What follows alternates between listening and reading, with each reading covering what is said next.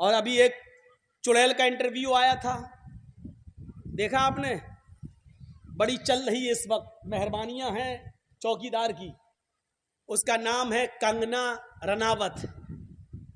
उसका इंटरव्यू आया था और उसने अपने इंटरव्यू में कहा कि मुझे इतनी ऊंची जो पोस्ट मिली है, आज मैं जो यहाँ तक पहुँची हूँ, आज मैं इतने बड़े ओहदे पर, आज इतने जो हमें बड़ी एजाज जो मिला है, आपको क्या मालूम है?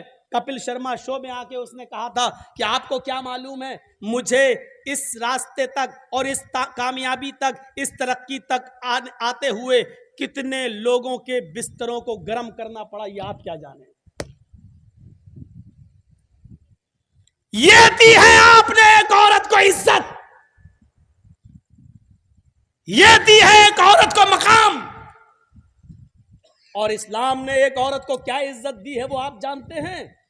इस्लाम ने एक औरत को यह इज्जत दी है कि आप अपनी बहन, अपनी बेटी को अगर घर में उसकी अच्छी परवरिश और तरबियत करते हैं और कोई शख्स तुम्हारे घर में घुस जाए और तुम्हारी बहन, तुम्हारी बेटी के साथ, तुम्हारी बीवी के साथ रेप करना चाहे, जबरदस्ती करना चाहे, उसकी इज्जत व आबरू से खेलना चाहे, तो तुम उससे लड़ जाओ। लड़ते लड़ते यहां तक कि अगर तुमने उसको कत्ल कर दिया है तो तुम गुनाहगार नहीं होगे।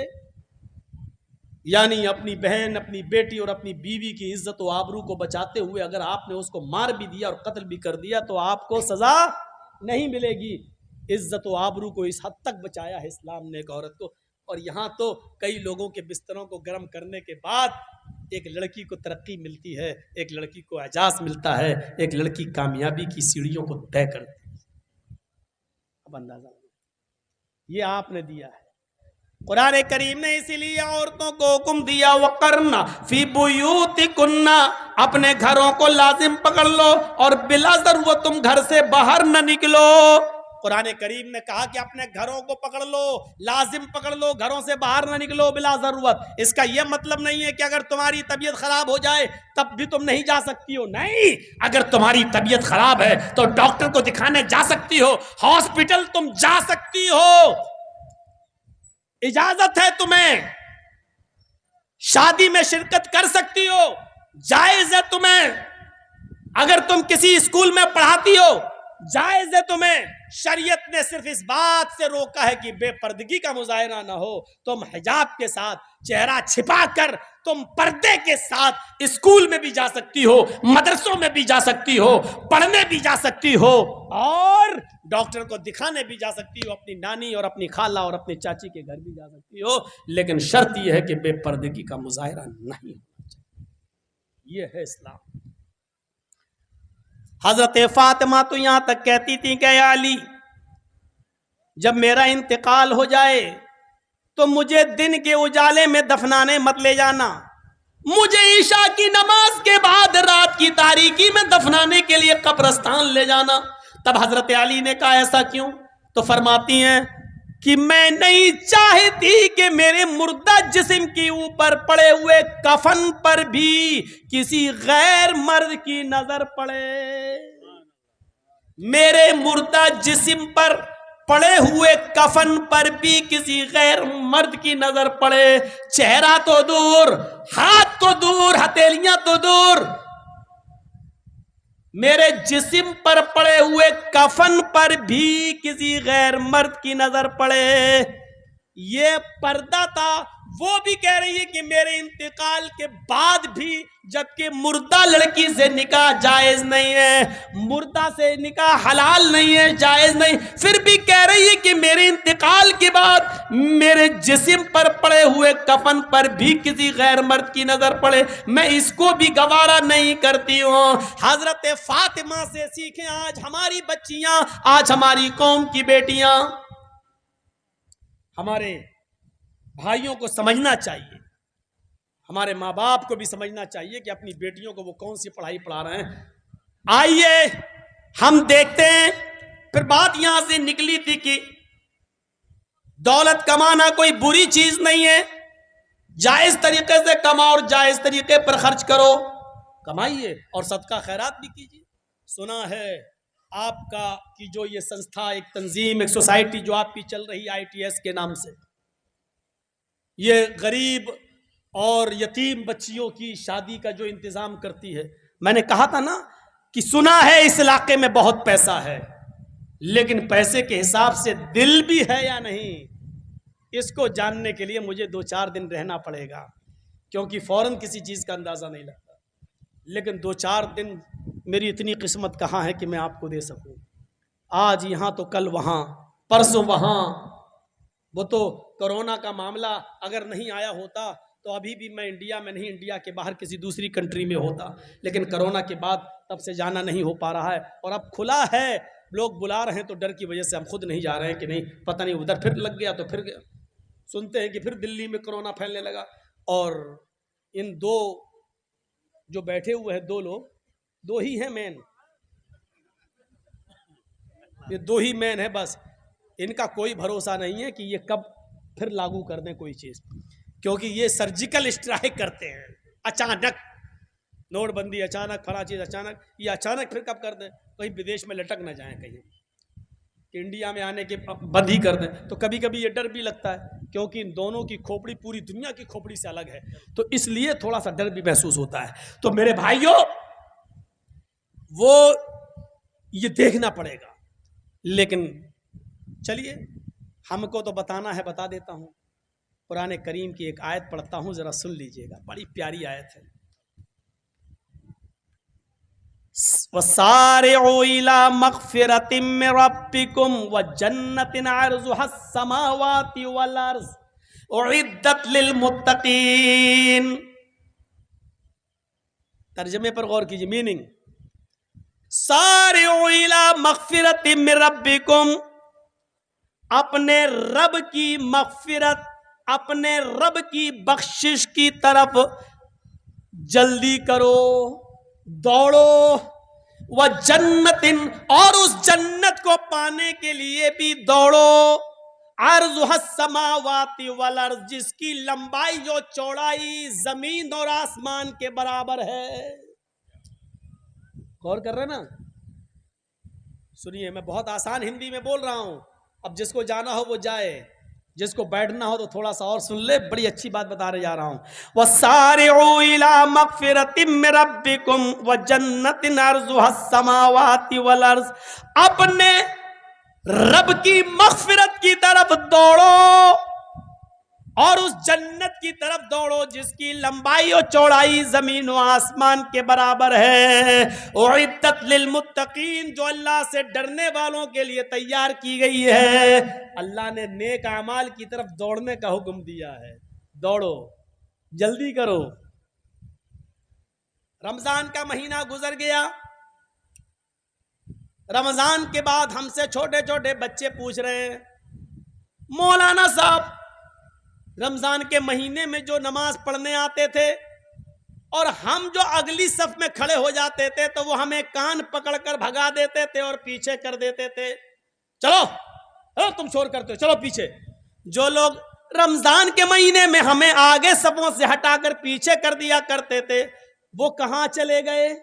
वो दिखाई नहीं देते हैं। अब तो इमाम साहब हमसे कहते हैं, बच्चों तुम ही आगे खड़े हो जाओ, पहली सफ खाली है, इसको भर लो। वो लोग कहां चले गए? वो दिखाई नहीं दे रहे हैं। और मौलवी जर्जी उन छोटे छोटे बच्चों को रोते हुए कह रहा है कि बच्चों, अब वो लोग सिर्फ जुमे के दिन तुम्हें दिखेंगे, अब तुम आराम से आओ और पहली सफ में नमाज पढ़ लिया करो, तुम्हें कोई रोकने वाला नहीं मिलेगा। अब वो लोग जो तुम्हें रमजान में पिछली सफ में कर दिया करते थे, अब ये लोग सिर्फ जुमे जुमे तुम्हें दिखाई देंगे, एक हफ्ते में एक दिन तुम्हें पीछे खड़ा होना पड़ेगा। अंदाजा लगाइए, रमजान के बाद जो अगली सफों से बच्चों को भगा दिया करते थे रमजान में, आज वो खुद भाग गए, आज उनका पता नहीं है। जिन बच्चों को भगाया जा रहा है उन बच्चों को देख लो कि वो आज भी रमजान के गुजर जाने के बाद नमाज पढ़ रहे हैं, आज भी वो नमाज अदा कर रहे हैं। और मस्जिद का इमाम उनसे कहता, आगे खड़े हो जाओ, तुम ही हमारी मस्जिद की लाज बचा लो, तुम ही हमारी मस्जिद की आबरू बचा लो। ये हाल हो गया आज हमारा। फिर कहते हैं कि साहब हमारी मस्जिदों से माइक हटाए जा रहे हैं, ये किया जा रहा है, इसके जिम्मेदार भी तो हम और आप हैं। 3 लाख मदरसे पूरे हिंदुस्तान में 5 लाख मस्जिदें, 50 लाख उलमा, 25 से 30 करोड़ मुसलमान। हाय हाय हाय, गौर किया आपने? 3 लाख मदरसे, 5 लाख मस्जिदें, 50 लाख उलमा, 25 से 30 करोड़ मुसलमान, और इसके बावजूद मस्जिदों में नमाज पढ़ने वाले 2%, सिर्फ 2%। या 98% मस्जिदों में नमाज पढ़ने वाले है ही नहीं। इसीलिए तो राज ठाकुर बंबई से चिल्ला रहा है कि तुम 98% खुद मुसलमान नमाज नहीं पढ़ रहे हैं और हम 100% भी नमाज नहीं पढ़ रहे हैं, तो इन 2% के लिए हमारी रात की नींदें तुम क्यों खराब कर रहे हो? हमें क्यों उठा रहे हो? हमें क्यों चिल्ला चिल्ला कर बेदार कर रहे हो? हमारे बच्चे इम्तिहान की तैयारी करते हैं, उनकी नींद खराब हो जाती है, फिर वो एग्जाम नहीं दे पाते सही से, उनकी नींदें क्यों खराब कर रहे हो आप? ये 2% मुसलमानों को जगाने के लिए आप 98% लोगों की नींदें आप क्यों खराब कर रहे हैं? क्या जवाब है हमारे पास सिवाय इसके कि साहब पहले से होती आ रही है, हम अभी भी देंगे? इसके अलावा कोई जवाब है आपके पास? कोई जवाब नहीं है आपके पास। इन हालात के जिम्मेदार हम और आप खुद हैं। क्या गलत बोल रहा है राज ठाकुरे? मैं तो समझता हूं कि उसकी बातों में एक सच्चाई है। अलग बात है कि वो राजनीति के तौर पे बोल रहा है। उसने ये बात हमें समझाने के लिए कही होती तो अलग बात थी। वो अपनी राजनीति सेंकने के लिए, और चूंकि बीजेपी महाराष्ट्र में गठबंधन किसी से करना चाहती है, इसलिए वो राज ठाकुरे को उकसाकर इस तरीके का बयान दिलवा रही है, क्योंकि राज ठाकुरे को अपनी मुर्दा जमीन जिंदा करना है, इसलिए ये बयान दिए जा रहे। ये मैं समझ रहा हूं, लेकिन उसकी बात में किसी हद तक सच्चाई है कि आखिर 2% लोगों के लिए 98% लोगों की नींद क्यों खराब कर रहे हैं? आपके यहां गवर्नमेंट अच्छी है, आप आसान दीजिए, 10 नहीं 20 माइक लगा दीजिए, आपको कोई कुछ कहने वाला नहीं है। लेकिन दूसरों के बारे में सोचिए। मुसलमान सच्चा वो होता है जो अपने नहीं दूसरों के बारे में ज्यादा सोचता है। क्या कहा? नेक अमाल में आगे बढ़िए। अल्लाह ने ये नहीं कहा इस आदमी की बिल्डिंग बहुत अच्छी बनी हुई है, तुम उससे अच्छी बिल्डिंग बनाने में आगे बढ़ो, इसकी 2 दुकानें, तुम तीसरी दुकान खोलने की कोशिश करो। ये नहीं कहा, बल्कि ये कहा अपने रब की मगफिरत की तरफ आगे बढ़ो। एक वाकया सुनाता हूं, बहुत जबरदस्त वाकया है। आपने वो वाकया सुना होगा, लेकिन मेरी जबान से सुनिए, आपको उस वाकये को सुनकर बड़ी दिलचस्पी होगी और अच्छा लगेगा। सुनिए, गज़वा तबूक, अल्लाह के नबी के जमाने में एक गज़वा हुआ। उस गज़वे का नाम है गज़वा तबूक। तकरीबन मदीने से 1200 किलोमीटर दूर, 1200 किलोमीटर, आपके मालदा से दिल्ली 1200-1300 किलोमीटर, आपके कलकत्ता से दिल्ली तकरीबन 1400 किलोमीटर, 1500 किलोमीटर, यहां से आप 300 किलोमीटर कम कर दो, अब आप अंदाजा लगा सकते हैं कि कितना दूर हुआ। 1200 किलोमीटर, 1200 1200 किलोमीटर का सफर, वहां गज़वा होना है। और ट्रेनें नहीं है, फास्ट सवारी नहीं है, प्लेन भी नहीं है, वहां सहाबा को जाना है जंग लड़ने।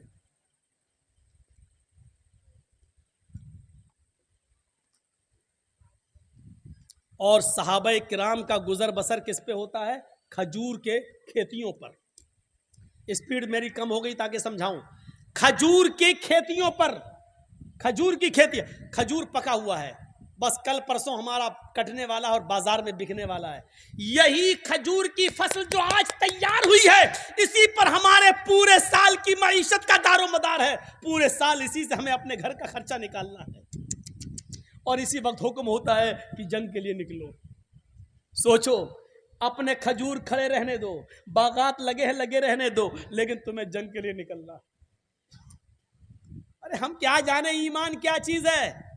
ये तो जलसों में उठ रहे हैं, भाग रहे हैं, दौड़ रहे हैं, जिसका दिल चाह रहा जा रहा, जिसका दिल चाह रहा बैठ रहा। हम क्या जाने इस्लाम की मोहब्बत क्या है। सहाबा से पूछो कि उनके सरों पर बैठी हुई मक्खी जब बैठ जाती थी तो वो अल्लाह के रसूल जब स्पीच देते थे, बोलते थे, तो वो सरों की मक्खी भी नहीं उड़ाते थे कि कहीं खलल ना हो जाए, डिस्टर्ब ना हो जाए। ये हमारा ईमान है। जब चाहो उठ जाओ, जब चाहो बैठ जाओ, जब चाहो चले जाओ। ये हमारा इस्लाम है, हमारा ईमान है। क्योंकि हमने मोहम्मद का इस्लाम समझा ही नहीं, हमने इस इस्लाम को अपने बाप दादा का दीन समझा। ये हमारा तसव्वुर है। अल्लाह के नबी ने कहा इन बागात को ऐसे ही खड़ा रहने दो। साहबा ने ये नहीं कहा साहब पूरे साल हमारे बीवी बच्चे इसी के खर्चे से खाएंगे पिए का, कोई बात नहीं। आपने कह दिया आमन्ना सद्दक। और गर्मी इतनी कि आसमान से आग बरस रही है और जमीन से अंगारे उगल रही है, ऐसी सख्त गर्मी। और अल्लाह के नबी कह रहे हैं जंग के लिए निकलो। सहाबा इकट्ठे हो गए। सुनिए, अब आपके माल की मोहब्बत देखना चाहूंगा मैं।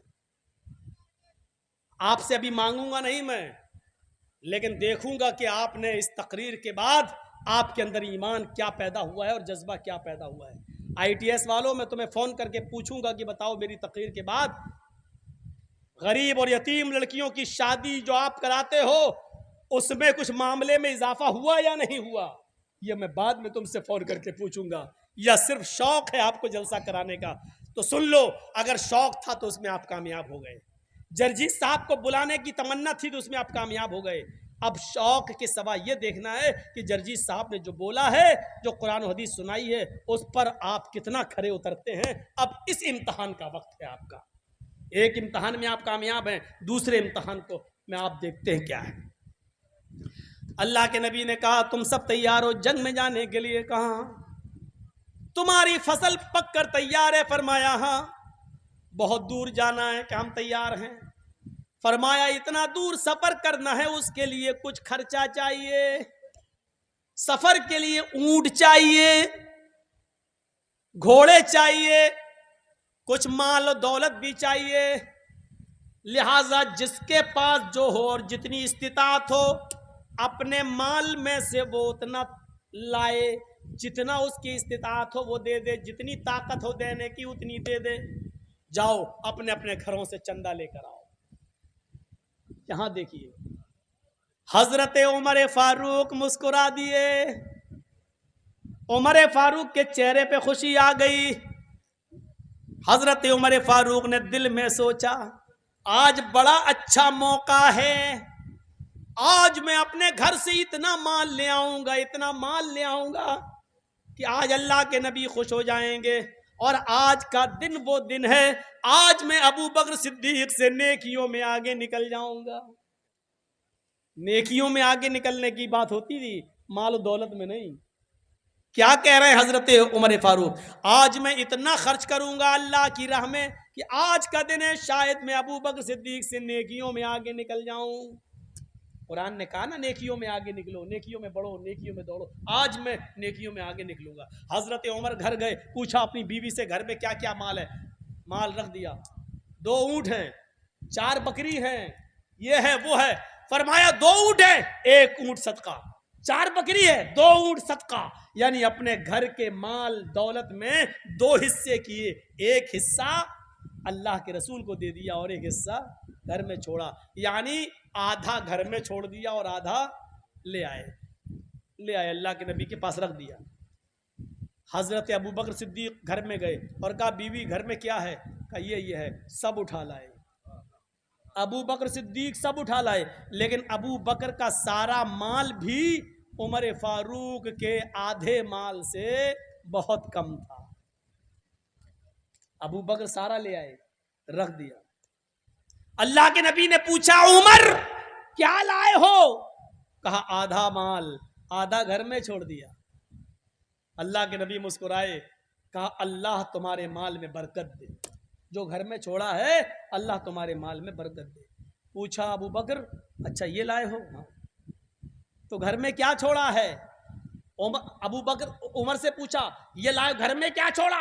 हजरत उमर ने कहा आधा लाया, आधा घर में छोड़ा। कहा अल्लाह बरकत दे तुम्हारे माल में। अबू बकर तुम क्या लाए हो? कहा ये रखा है। कहा अच्छा कितना लाए हो? कहा सब ले आया। सब ले आए हो तो घर में क्या छोड़ा? कुछ तो छोड़ा होगा। फरमाया हाँ छोड़ा है ना। कहा क्या? कहा अल्लाह और उसके रसूल की मोहब्बत छोड़ के आया। क्या कहा? अल्लाह और उसके रसूल की मोहब्बत छोड़ के आया हूं। हजरत उमर फारूक को वही गशी आई और चक्कर आए और गिर गए। लोगों ने पानी के छींटे मारे, होश में आए, पूछा उमर क्या हुआ? उमर फारूक ने सोच कहा, आज दिल ने पहली बार कहा था कि उमर आज तू इतना माल सदका करेगा कि शायद आज तू अबू बकर से नेकियों में आगे निकल जाएगा।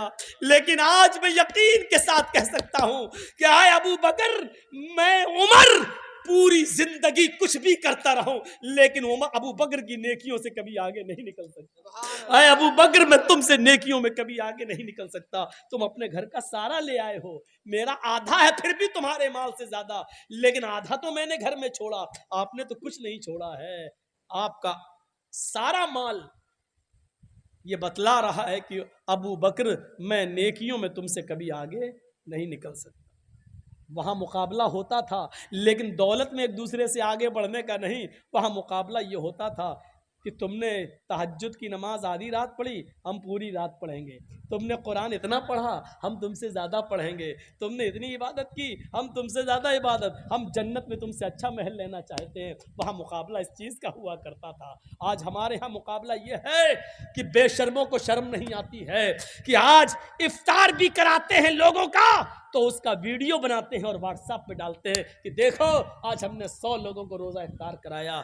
अरे इफ्तार कराकर वीडियो बनाने वालों, इस हिंदुस्तान में ऐसे लोग भी मौजूद होते हैं जिनको खजूर का एक दाना भी नसीब नहीं होता है, जिनको पानी का एक घूंट भी नसीब नहीं हो रहा है इफ्तार के वक्त। तुम्हारे व्हाट्सएप पे पड़ी हुई इन नियामतों का फोटो देखकर उनका क्या तसव्वुर होता होगा, उनके दिल में क्या हुक उठती होगी। बेगैरतो, शर्म करो। कुर्बानी के बकरे लाकर तुम उसका फोटो खींचकर व्हाट्सएप पे डालकर लिखते हो कि 20,000 का मैंने बकरा खरीदा है, 20,000 की मैंने गाय खरीदी है। इस हिंदुस्तान में ऐसे गरीब लोग भी मौजूद हैं जिनके पास एक मुर्गी का 2 किलो गोश्त खरीदने का भी पैसा नहीं। तसव्वुर करो उनके दिलों पर क्या बीतती होगी। तुम्हें शर्म नहीं आती है? शरीयत ने कुछ चीजें जायज की हैं, शरीयत ने कुछ चीजों पर बैंड लगाया है। एक चीज के 2 नजरिए हैं, एक चीज के 2 नजरिए हैं। छुरी है, जायज है जब तक उससे सब्जी काटी जाए, धनिया और मिर्च काटी जाए, लेकिन छुरी नाजायज है जब उससे एक इंसान का मर्डर और कत्ल किया जाए। जबान से बोलना जायज है जब तक ये सुभान अल्लाह, अल्हम्दुलिल्लाह और अल्लाहु अकबर ये जुमले अदा करे। ये जबान उस वक्त चलाना हराम है जब इस वक्त जबान से माँ और बहन की गालियां निकलने लगे। मेरे भाइयों, तस्वीर पासपोर्ट खींचते बनाते वक्त जायज है, तकरीर की वीडियो बना रहे हैं जायज है कि जर्जी साहब भगवानपुर में बोल रहे हैं, कल यूट्यूब के जरिए पूरी दुनिया में पहुंच जाएगी, लोग सुन लें, इस हद तक जायज है। लेकिन अब उसका ऐसा इस्तेमाल करो कि मौलवी जर्जी साहब के साथ सेल्फी लो, उनका फोटो खींचो और अपनी दुकान पे बिठा के और गाड़ियों में फोटो लेकर अपने दोस्तों को शेयर करो कि जर्जी साहब के साथ मैंने नाश्ता किया है। तो सुन लो, ऐसी सेल्फी इस्लाम में हराम है, ऐसा फोटो इस्लाम में नाजायज है और इस्लाम इसकी इजाजत नहीं देता है। और खुल के सुन लो, ऐसी तस्वीर और ऐसी सेल्फी लेने वाले कयामत के दिन सबसे ज्यादा सख्त अज़ाब के मुस्तहिक होंगे, क्योंकि ये फरमान किसी मौलवी का नहीं, मोहम्मद रसूलुल्लाह का है। इन्ना अशद्दन्नासी अज़ाबन यौमल क़ियामा लरजुलुन, इन्ना अशद्दन्नासी अज़ाबन यौमल क़ियामा अल मुसव्विरून। कयामत के दिन सबसे ज्यादा सख्त अज़ाब उनको दिया जाएगा जो दुनिया में तस्वीरें बनाते थे, जो दुनिया में फोटो खींचते थे। ये सबसे ज्यादा सख्त अज़ाब उसको दिया जाएगा। खींचो, तकरीर के बाद कितने लोग लेंगे जर्जी साहब की सेल्फी। अब जो आदमी मेरे साथ अपना फोटो लेगा उसको मैंने मना कर दिया है, अब अगर लेता है तो वो गुनाहगार होगा, हम नहीं, क्योंकि मैंने हदीस सुना दी, हम बरियो जिम्मा है। ये फख्र गुरूर के छोड़ो, मुझे पीर बनाने की कोशिश मत करो, मत बनाओ। मोहम्मद रसूलुल्लाह ने भी यही कहा था, मुझे हद से आगे मत बढ़ाओ, ला तुतरूनी कमा तरतिन नसारा। जैसे ईसाइयों ने ईसा को अल्लाह का बेटा बना दिया, तो मुझे हद से आगे मत बढ़ाओ। मैं अल्लाह का रसूल हूँ और अल्लाह का बंदा हूँ। इन्नी अब्दुल्लाह व रसूल, मैं उस अल्लाह का बंदा हूँ, उसका रसूल हूँ। बस मुझे अल्लाह का बंदा कहो और अल्लाह का रसूल। मेरे भाइयों, मेरे नाम के आगे लंबे चौड़े अलकाब मत जोड़ो। हजरत, मौलाना, किबला, दामद बरकातुहू और क्या क्या चतुर्वेदी और फला फला, ये सब अलकाब से तकब्बुर की बू आती है। ये सारे अलकाब इंसान के अंदर घमंड पैदा करते हैं। इन चीजों को बंद करो।